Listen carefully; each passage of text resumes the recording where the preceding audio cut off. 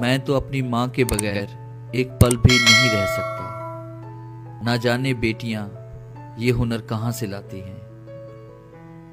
कोई भी माँ बाप बेटी की पैदाइश से नहीं डरते।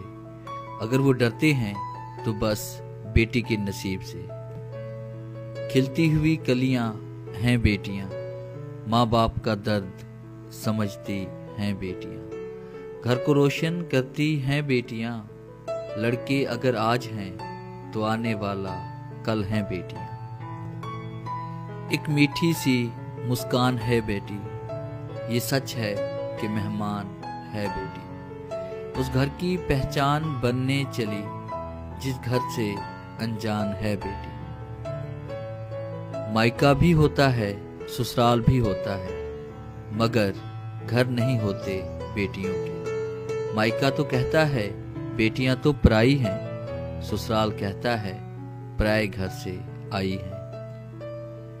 बेटे हमेशा बाप की जमीन बांटते हैं और पता है बेटियां हमेशा बाप का दुख बांटती हैं।